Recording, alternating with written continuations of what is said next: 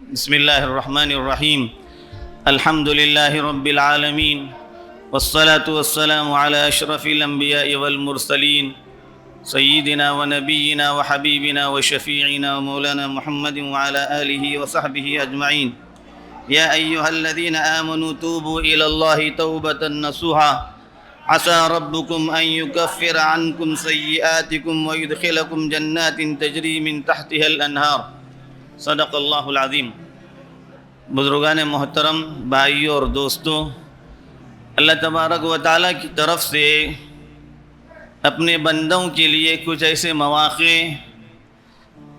فراہم کیے جاتے ہیں کہ جن مواقعوں کے جن اوقات کے ذریعے بندہ بہت کچھ اپنے لیے خیر جمع کر سکتا ہے. در حقیقت اللہ تبارک و تعالیٰ اپنے بندوں کے ساتھ شفقت اور رحمت اور کرم کا معاملہ فرماتے ہیں. چنانچہ حدیث میں آتا ہے، ان لربکم فی ایام سنتکم نفحات، بے شک تمہارے پروردگار کی طرف سے سال بھر کچھ ایسے مواقع ہوتے ہیں، رحمتوں کے کچھ جھونکے ہوتے ہیں، اللہ کی طرف سے عنایات کے کچھ مواقع ہوتے ہیں. بندہ اگر ان مواقع سے فائدہ اٹھا لے تو وہ زندگی بھر اس سے لطف اندوز ہو سکتا ہے، سال بھر اس سے مستفید ہو سکتا ہے، اور اس کو کسی طرح کی پریشانی وغیرہ لاحق نہیں ہو سکتی. یہ مواقع اللہ تعالیٰ نے ان موقعوں کو کچھ کو تو ظاہر کر دیا ہے، کچھ کو اللہ نے مخفی کر رکھا ہے. ان موقعوں میں سے ایک تو ہم جانتے ہیں جمعہ کا دن ہے، اور جمعہ کے اندر ایک مخصوص ساعت ہے جو دعا کی قبولیت کی ساعت کہلائی جاتی ہے. اسی طرح سے اللہ تعالیٰ کی طرف سے لیلۃ القدر کا انتظام کیا گیا، رمضان المبارک کا انتظام کیا گیا. انہی مواقع میں سے شعبان کا مبارک مہینہ بھی ہے، جس مبارک مہینے کے تعلق سے لوگ عموماً غفلت میں پڑے ہوتے ہیں. رسول اللہ صلی اللہ علیہ وآلہ وسلم نے فرمایا کہ وہ مہینہ جو رجب اور رمضان کے بیچ میں آتا ہے، رجب تو اشہر الحرم میں ہونے کی وجہ سے ہو سکتا ہے لوگوں کے دلوں کے اندر اس کی عظمت ہو، اور ہونی بھی چاہیے. جو اس سے غفلت میں ہے وہ بھی غلط ہے. رمضان کا مبارک مہینہ لوگ اس کی فضیلتوں کو جان کر کے اس کی طرف متوجہ ہوتے ہیں، لیکن بیچ میں جو مہینہ پڑتا ہے، رسول اللہ صلی اللہ علیہ وسلم نے اس مبارک مہینے کے تعلق سے بڑی باتیں فرمائی ہیں. آپ کے معمولات پر اگر ہم غور کرتے ہیں تو رسول اللہ صلی اللہ علیہ وسلم کا معمول عام دنوں سے ہٹ کر شعبان کے اندر کچھ اور ہی زیادہ بدلا ہوا ہوتا تھا. اس لیے شعبان کے مبارک مہینے کو غفلت میں نہیں گزارا جاتا. یہ مہینہ دراصل رمضان کے مہینے کے لیے مقدمے کے طور پر ہوتا ہے. جب کسی بات کو کہنے سے پہلے یا کسی کتاب کو لکھنے سے پہلے ایک مقدمے کے طور پر بات کہی جاتی ہے، ابتدا کے طور پر، تو شعبان کی بھی وہی حیثیت ہے کہ آنے والے رمضان کے لیے اس کی حیثیت ایک مقدمے کی ہے. آدمی اس مبارک مہینے کے تعلق سے اپنے آپ کو تیار کرتا ہے. اس مبارک مہینے کے تعلق سے جن باتوں کی طرف خصوصی توجہ دینے کی ضرورت ہے وہ یہ ہے کہ آدمی کا اپنے دلوں کو حقد، دشمنیوں اور کینے وغیرہ سے پاک کرنا. کسی مسلمان کے تعلق سے، چاہے وہ اپنا ہو یا دور کا ہو، دل میں ہرگز کسی طرح کا کینہ نہ پالا جائے. کینے سے اپنے دل کو پاک و صاف رکھا جائے. دشمنیاں اگر ہوئی ہیں کسی بات پر، ان دشمنیوں کو ختم کیا جائے. حدیث میں آتا ہے کہ اللہ کے نبی صلی اللہ علیہ وسلم نے فرمایا کہ جب 15ویں شعبان کی رات ہوتی ہے، اللہ تبارک و تعالی سب لوگوں کی مغفرت فرماتے ہیں. اپنے بندوں کی طرف اللہ کی خصوصی توجہ ہوتی ہے اور اپنے بندوں کی اس رات میں مغفرت فرماتے ہیں. 2 لوگ اس مغفرت سے مستثنی ہیں. ان 2 لوگوں کی مغفرت نہیں ہوتی اس مبارک رات میں. ایک تو مشرک جو اللہ تبارک و تعالیٰ کے ساتھ شرک کرنے والا ہو، اور دوسرا شخص مشاہن جو اپنے دلوں کے اندر کینہ پالے ہوئے ہیں، دشمنیاں پالے ہوئے ہیں۔ چنانچہ اس رات کے اندر جو اللہ کی طرف سے خصوصی عنایات ہوتی ہے بندے کے لیے، وہ آدمی کے لیے مغفرت کا انتظام کیا جاتا ہے۔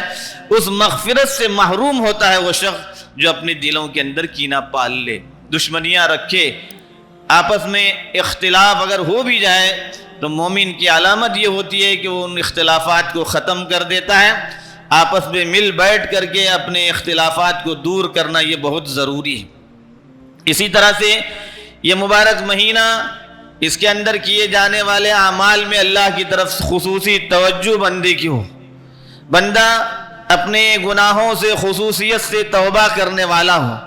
اللہ تبارک و تعالی نے اپنے کلام پاک میں وعدہ کیا ان لوگوں کے لیے جو اللہ کی طرف متوجہ ہوتے ہیں اور توبہ کرتے ہیں، یا ایھا الذین آمنوا توبوا الی اللہ، اللہ تبارک و تعالی کی طرف توبہ کرو۔ اور توبہ کرنے والے لوگوں کے تعلق سے، گناہوں سے بخشش طلب کرنے والوں کے تعلق سے قرآن پاک کے اندر خوشخبری سنائی گئی ہے کہ اللہ ان کو اپنی جنتوں کے اندر باغات میں داخل فرمائیں گے، جن باغات کے نیچے سے، جن کے محلوں کے نیچے سے دریا جاری ہوں گے، نہریں جاری ہوں گی۔ تو اسی طرح سے نمازوں کی پابندی اپنے وقت کے ساتھ ہو، کہ آدمی ابھی سے اس بات کی کوشش کرے کہ اس کی نمازیں اپنے وقت پر ٹھیک جماعت کے ساتھ ادا ہونے والی ہو، تاکہ وہ آنے والے مہینے کا پورے طور پر استقبال کر سکے۔ شعبان کے مبارک مہینے کے اندر جن اعمال کی طرف خاص طور سے توجہ دی جاتی ہے وہ سنت روزوں کے تعلق سے ہے۔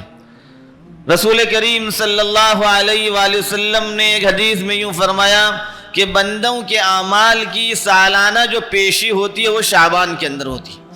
بندوں کے اعمال کی پیشی ایک تو روزانہ ہوتی ہے، فجر کی نماز کے وقت اور عصر کی نماز کے وقت فرشتوں کی تبدیلی ہوتی ہے۔ صبح والے فرشتے شام کو چلے جاتے ہیں، شام والے فرشتے صبح کو چلے جاتے ہیں، اور اللہ کے حضور بندوں کے اعمال کی پیشی ہوتی ہے۔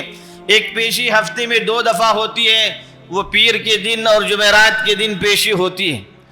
اس کے علاوہ ایک عمومی پیشی ہوتی ہے جو اللہ کے حضور بندوں کے اعمال کی پیشی ہوتی ہے، وہ شعبان کے مہینے میں ہوتی ہے۔ اس لیے اللہ کے نبی صلی اللہ علیہ وآلہ وسلم سے جب پوچھا گیا آپ شعبان کے مہینے میں بہت زیادہ روزے رکھتے ہیں، کیا بات ہے؟ آپ نے فرمایا بندوں کے اعمال کی اس مبارک مہینے کے اندر جو پیشی ہوتی ہے، میری خواہش یہ ہے کہ اللہ کے حضور جب میرے اعمال پیش ہوں، روزے کی حالت میں میرے اعمال پیش ہوں، اس لیے میں کثرت سے روزہ رکھتا ہوں۔ اس لیے اس مبارک مہینے کے اندر نفل روزوں کا کثرت سے اہتمام کرنا، یہ بھی نبی کریم صلی اللہ علیہ وآلہ وسلم کی سنت اور آپ کے معمولات میں سے ہیں۔ بندہ کچھ اس طرح سے زندگی گزارے کہ اللہ کی طرف سے جو یہ مواقع بندوں کو نصیب ہوتے ہیں، ان مواقع سے بندہ فائدہ اٹھانے والا ہو۔ اس مبارک مہینے کے اندر ایک رات کے تعلق سے لوگوں کے اندر بہت چمگوئیاں رہتی ہیں، جس کو نصف شعبان، 15ویں شعبان یا کوئی اور نام بھی دیا جاتا ہے۔ 15ویں شعبان کی رات کی فضیلت کے تعلق سے امت کے اندر بہت بڑا جو ہے انتشار و اختلاف ہے۔ کچھ اس کی فضیلت کچھ اس طرح سے بیان کرتے ہیں کہ اس کو لیلۃ القدر سے بھی بڑھا دیتے ہیں، حالانکہ ایسا نہیں۔ لیلۃ القدر کی فضیلت اللہ نے اپنے کلام پاک میں بیان کی ہے، اور وہ پوری سورت اللہ تعالیٰ نے اس کے متعلق نازل فرمائی ہے۔ اور اس رات کے تعلق سے کچھ لوگوں کا یہ ہے کہ اس کے متعلق بالکل جو ہے غفلت میں رہتے ہیں۔ چنانچہ روایت کے اندر آتا ہے کہ اللہ کے نبی صلی اللہ علیہ وسلم نے فرمایا تھا کہ اس رات کے اندر اللہ اپنے بندوں کی بڑی مغفرت فرماتے ہیں۔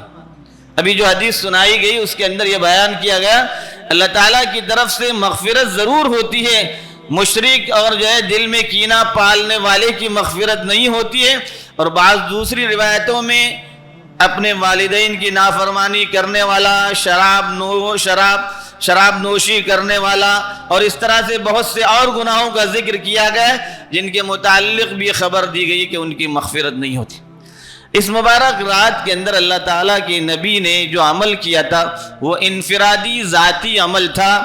اس لیے آدمی کو انفرادی عمل کی طرف توجہ دینی چاہیے اس رات کے اندر، اللہ کی طرف سے مغفرت طلب کرنی چاہیے انفرادی۔ اجتماعی عمل اللہ کے نبی صلی اللہ علیہ وسلم کی طرف سے یا حضرات صحابہ رضوان اللہ علیہم اجمعین کی طرف سے اس رات میں بالکل ثابت نہیں ہے کہ ایک جگہ لوگ جمع ہو جائیں اور عبادت کریں۔ جیسے رمضان کے اندر خصوصی طور پر جمع ہونے کا حکم دیا گیا، تراویح کے نام سے ہو یا کسی اور نام سے ہو، لیکن اس مبارک رات کے اندر خصوصی طور پر جمع ہونے کا حکم ہی نہیں ہے۔ ایک روایت میں آتا ہے کہ اللہ کے نبی صلی اللہ علیہ وسلم ایک دفعہ قبرستان گئے، کسی کو پتہ بھی نہیں تھا۔ ام المومنین حضرت عائشہ صدیقہ رضی اللہ عنہ کی باری تھی۔ اس رات میں ام المومنین نے دیکھا کہ اللہ کے نبی بستر سے غائب ہو گئے۔ فوراً جیسے ہی اللہ کے نبی کو اٹھتے ہوئے یا محسوس کیا کہ نکل گئے، کہتی ہیں کہ میں پیچھے پیچھے چلی چھپتے چھپتے، پھر جا کر میں نے جب دیکھا کہ آپ بقیع غرقد میں گئے ہیں، پھر اللہ کے نبی صلی اللہ علیہ وسلم کی جب نظر پڑی، پوچھا کیا تمہیں کچھ خوف ہو گیا؟ تو حضرت عائشہ رضی اللہ عنہ نے صاف فرمایا مجھے بس یہی خطرہ لگا تھا کہیں آپ دوسری زوجہ کے پاس تو نہیں گئے میری باری میں۔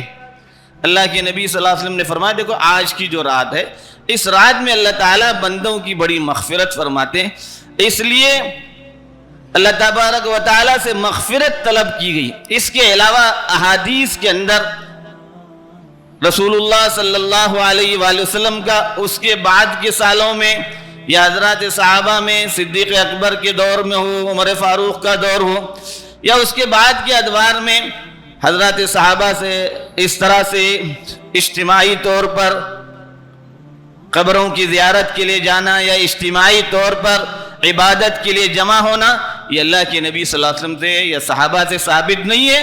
البتہ اس رات میں انفرادی عبادت آدمی خود کرے، ہمیشہ عبادت کا معمول تھا تہجد کا، خصوصیت کے ساتھ اس رات کے اندر جو ہے عبادت کرے۔ بعض مفسرین نے اگرچہ کہ اِنَّا أَنزَلْنَاهُ فِي لَيْلَةٍ مبارکہ کے تعلق سے یہ بات کہی ہے کہ اِنَّا أَنزَلْنَاهُ فِي لَيْلَةٍ مبارکہ سے مراد یہ 15ویں شعبان کی رات ہے کہ جس رات میں بندوں کے اعمال نامے جو ہے لکھے جاتے ہیں یا بندوں کی جو ہے تقدیر لکھی جاتی ہے۔ لیکن اکثر مفسرین نے قرآن پاک کی آیات کو سامنے رکھتے ہوئے بتلایا ہے کہ جس رات میں تقدیر لکھی جاتی ہے وہ لیلۃ القدر ہے، اس لیے کہ اللہ نے قرآن پاک میں فرمایا اِنَّا أَنزَلْنَاهُ فِي لَيْلَةٍ مبارکہ، ہم نے قرآن پاک کو ایک مبارک رات میں نازل فرمایا۔ فِيهَا يُفْرَقُ كُلُّ أَمْرٍ حَكِيمٍ، جس رات میں اللہ تبارک و تعالیٰ کی طرف سے ہر معاملے کے فیصلے ہوتے ہیں۔ اور دوسری جگہ اللہ نے قرآن میں فرمایا اِنَّا أَنزَلْنَاهُ فِي لَيْلَةِ الْقَدْرِ، ہم نے اس قرآن پاک کو لیلۃ القدر میں نازل فرمایا۔ تو اس لحاظ سے آدمی کو یہ سمجھنا چاہیے کہ قرآن کی تفسیر جب قرآن پاک سے ہی ہو رہی ہے، اور اکثر و بیشتر مفسرین و محدثین نے اس سے مراد کہ جس رات میں بندوں کی تقدیر سالانہ لکھی جاتی ہے، آدمی کے زندہ رہنے، مرنے، شادی کرنے، اس سے متعلق لیلۃ القدر ہے۔ ہاں اگرچہ کہ بعض ایک آدھ مفسرین نے اس کے سلسلے میں اپنی رائے کا اظہار یہ کیا ہے کہ اس سے مراد 15ویں شعبان کی رات ہے، اس لیے مبارک مہینہ، اس مبارک مہینے کے اندر آدمی کو رمضان کی تیاری کرنے کے لیے اس کو تیار رہنا چاہیے، اللہ کی طرف توجہ کرتے ہوئے، اپنے گناہوں سے توبہ کرتے ہوئے، اپنی دشمنیوں کو اور جو ہے اختلافات کو ختم کرتے ہوئے، اور عبادات کے اندر پورے اہتمام کے ساتھ، نمازوں کی پوری پابندی کے ساتھ اس طرف توجہ ہونی چاہیے۔ یہ غفلت کی جاتی ہے اس میں۔ اس مبارک مہینے کے تعلق سے حضرت انس ابن مالک رضی اللہ عنہ فرماتے ہیں کہ یہ جب جو ہے شعبان کا مہینہ شروع ہوتا تھا، قرآن کی طرف اس طرح سے جھکے رہتے تھے، قرآن پر پڑے رہتے تھے کہ پوری کثرت سے قرآن پاک کی تلاوت کرتے تھے۔ اس لیے بعض علماء سے بھی منقول ہے کہ یہ قرہ، شہر القرہ اس کو اسی لیے کہا گیا ہے، قرآن پاک کی کثرت سے تلاوت کا بھی مہینہ ہے۔ رمضان کے مبارک مہینے میں کی جاتی ہے، لیکن اس مبارک مہینے کے اندر بھی اس کی طرف توجہ ہو، خصوصاً دنیاوی جو امور ہیں ان امور سے بعض صحابہ کے متعلق آتا ہے کہ وہ 15 شعبان کے بعد دنیاوی امور سے اپنے آپ کو الگ کر لیتے تھے اور اللہ کی طرف مکمل طور پر عبادت کی طرف متوجہ ہوتے تھے۔ اللہ تبارک و تعالی ہم کو صحیح راستے پر قائم رکھے، نبی کریم صلی اللہ علیہ وسلم کی سچی اتباع کرنے کی توفیق نصیب فرمائے، ایمان کی سلامتی کے ساتھ اپنے وقت پر ایمان پر ہم سبوں کو خاتمہ نصیب فرمائے۔ آمین وآخر دعوانا الحمد للہ۔